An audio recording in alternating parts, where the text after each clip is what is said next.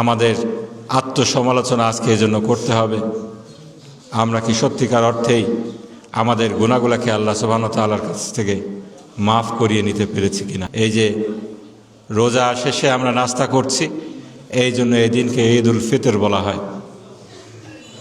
আমরা এক মাস আল্লাহ সুবহানাহু ওয়া তাআলা যেভাবে বলেছেন সেভাবে সারাদিন পানাহার থেকে বিরত ছিলাম।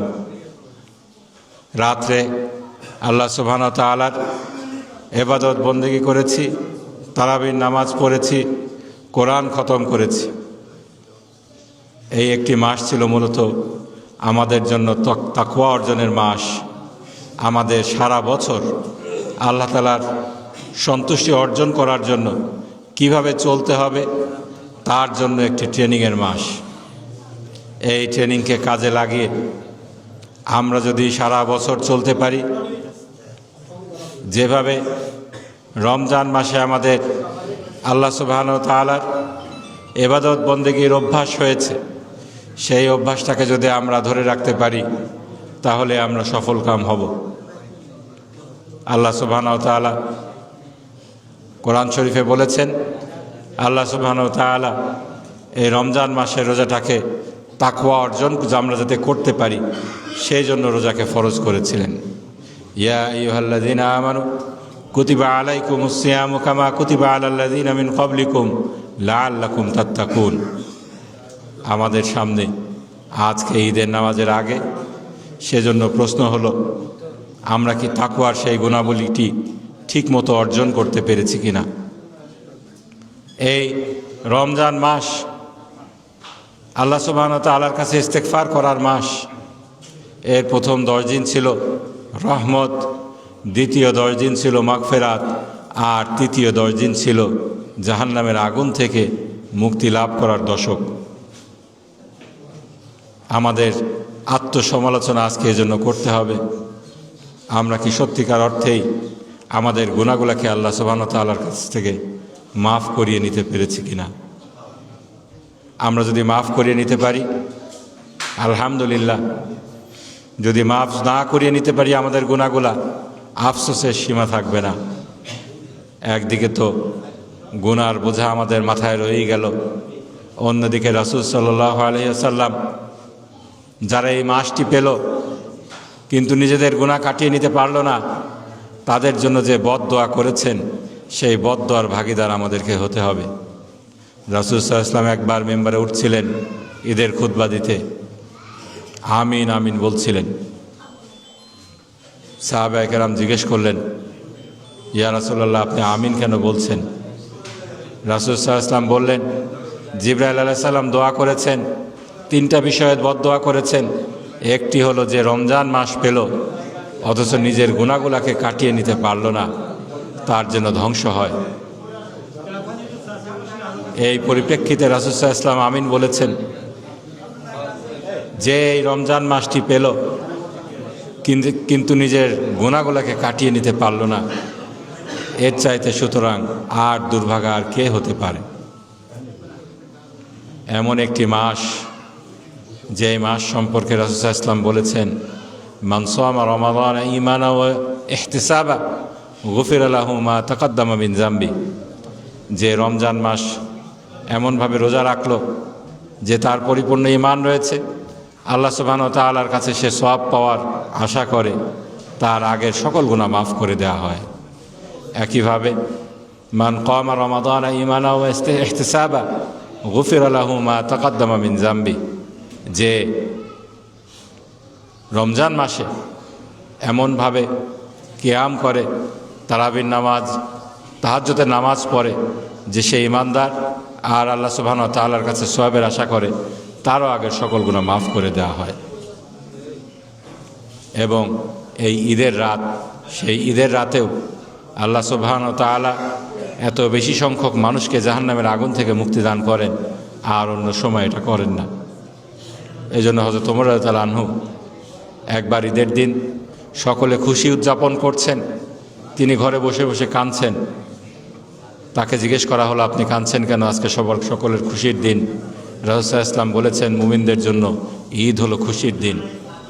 ওমর রাদিয়াল্লাহু আনহু বলছিলেন, যারা নিশ্চিত হয়ে গিয়েছে আল্লাহ তাদের গুনাহকে মাফ করে দিয়েছেন, তারা যেন খুশি পালন করে। আমি তো নিশ্চিত নই, আমি কিভাবে খুশি উদযাপন করব? সম্মানিত হাজিরিন, এই জন্য এই ঈদের দিন একদিকে যেমন আমাদের জন্য খুশির দিন, অন্যদিকে আত্মসমালোচনারও দিনও। এই দিন আমাদেরকে হিসাব করতে হবে, মহা যে একটি সুযোগ আল্লাহ সুবহানাহু ওয়া তাআলা আমাদেরকে দিয়েছিলেন, এই সুযোগটাকে কতটুকু কাজে লাগাতে পারলাম। হাজিরানে মজলিস, রাসূল সাল্লাল্লাহু আলাইহি ওয়াসাল্লামের সাহাবারা এই রমজান মাসে যেভাবে ইবাদত বন্দেগী করতেন আপনারা শুনেছেন। রমজানের পরে ওনারা কি করতেন? রমজানের পরে 6 মাস ধরে আল্লাহ সুবহানাহু ওয়া তাআলার দরবারে ওনারা ধর্ণা দিতেন, এই রমজান মাসে যে ইবাদত বন্দেগীগুলো করেছিলেন এগুলো যেন আল্লাহ সুবহানাহু ওয়া তাআলা কবুল করে নেন। ইবাদত বন্দেগী শুধু করলে হবে না, এটা কবুল হতে হবে। এই কবুল হওয়ার জন্য আমাদেরকে এজন্য আল্লাহ সুবহানাহু ওয়া তাআলার কাছে ধর্ণা দিতে হবে।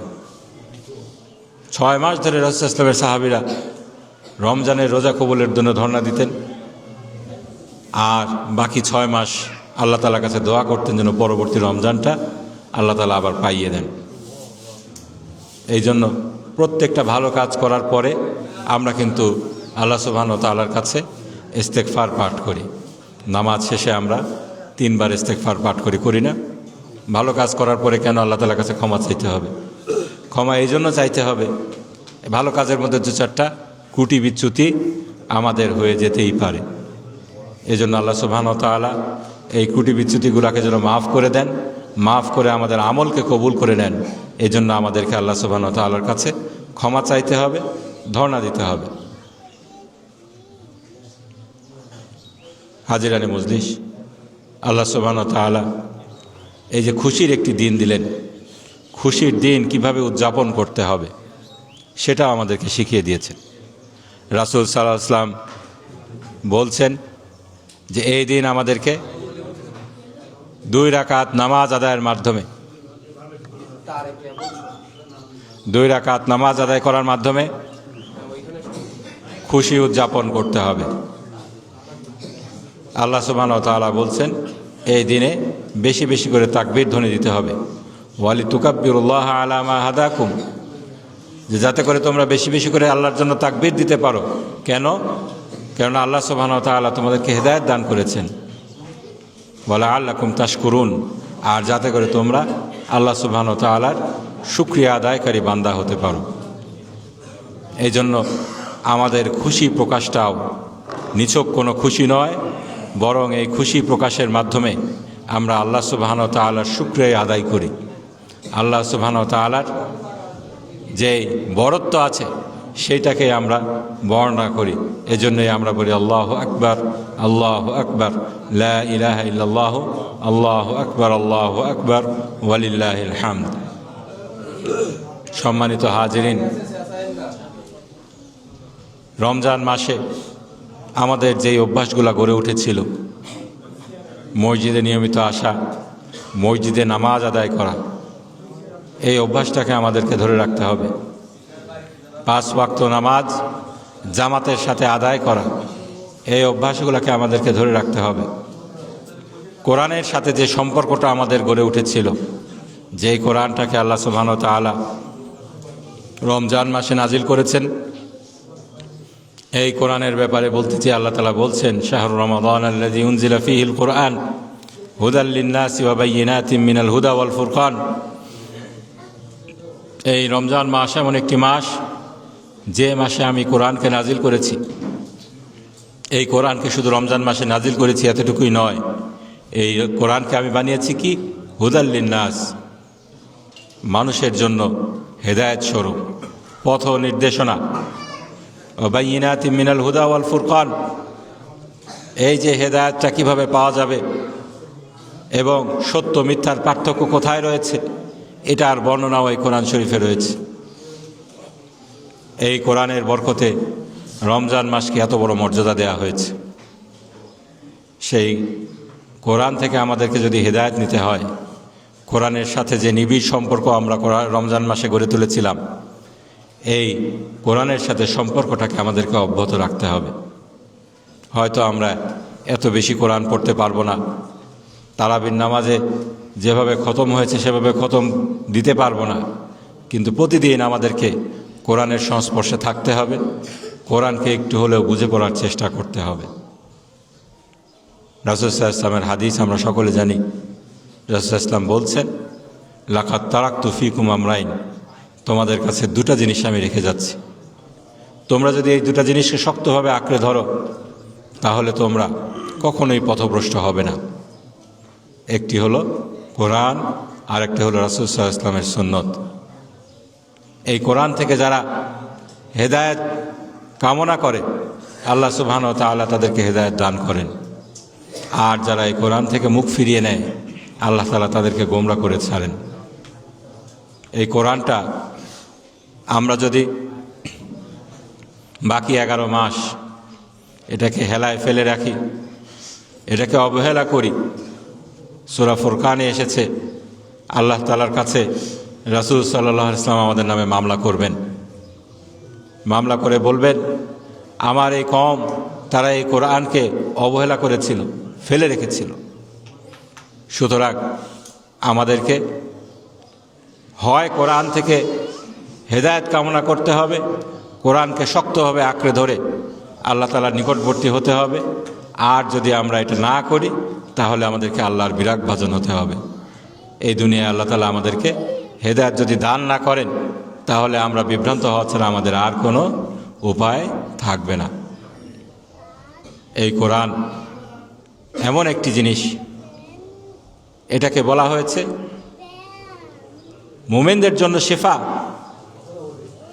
ওয়া নুনাজ্জিলু মিনাল কুরআনি মা হুয়া শিফা ওয়া রাহমাতুল লিল মুমিনিন। মুমিনদের জন্য শিফা এবং রহমত হিসাবে এই কোরআনটাকে নাজিল করা হয়েছে।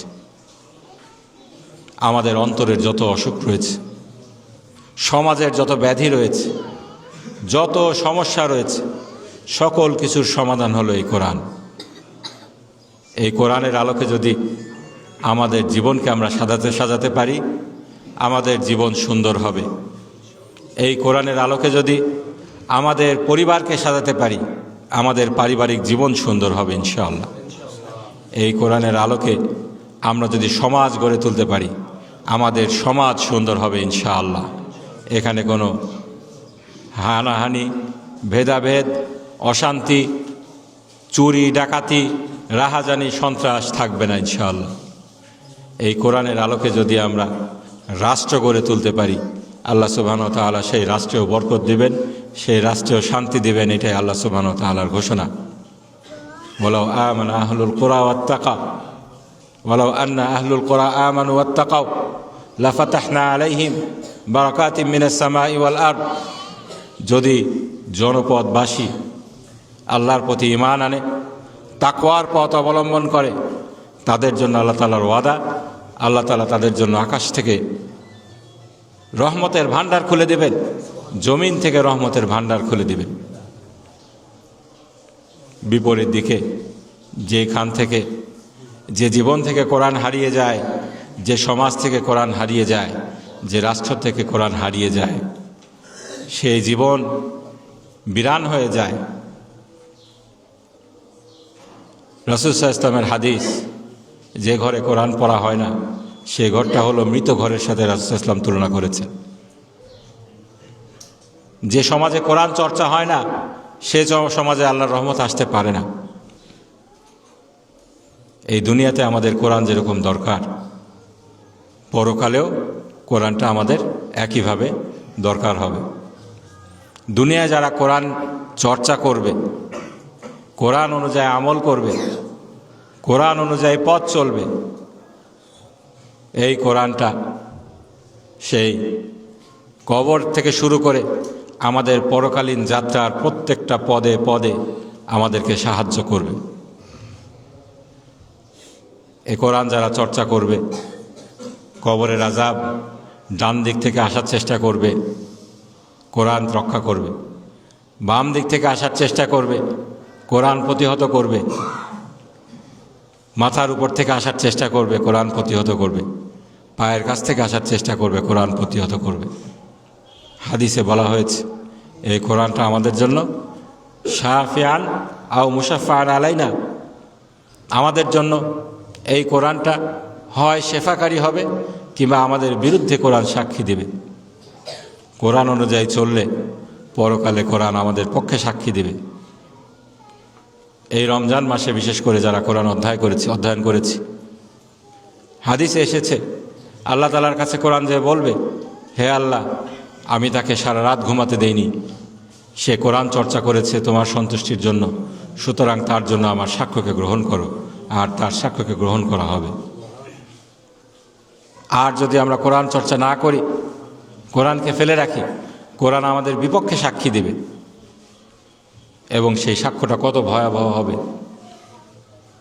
পরকালের জীবনে যেখানে শুরু আছে শেষ নেই, সেখানে যদি আমাদেরকে অনন্ত শাস্তির হুকুম হয়ে যায় আমাদের বিরুদ্ধে, সেখানে আমাদের অবস্থা কীরকম হতে পারে একটু আমরা চিন্তা করি।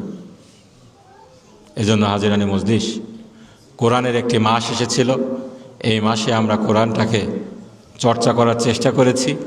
আল্লাহ সুবহানাহু ওয়া তাআলার কাছে দোয়া করি আল্লাহ তাআলা যেন আমাদেরকে এই কোরআনের যে চর্চাটা আমরা করেছি এটাকে অব্যাহত রাখার তৌফিক দান করেন।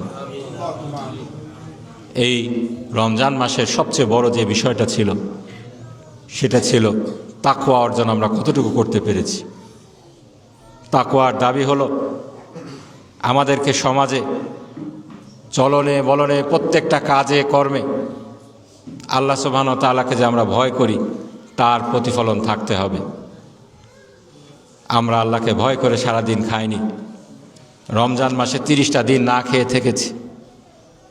আজকে রমজান চলে গেছে, আমার দোকান আছে, আমি দোকানে বসেই যদি মানুষকে মাপে কম দেওয়া শুরু করি, এটা তাকওয়ার পরিচয় বহন করে না। আমি অফিসে বসি, ফাইল ঠেকিয়ে মানুষকে কষ্ট দিচ্ছি, এটা তাকওয়ার পরিচয় বহন করে না।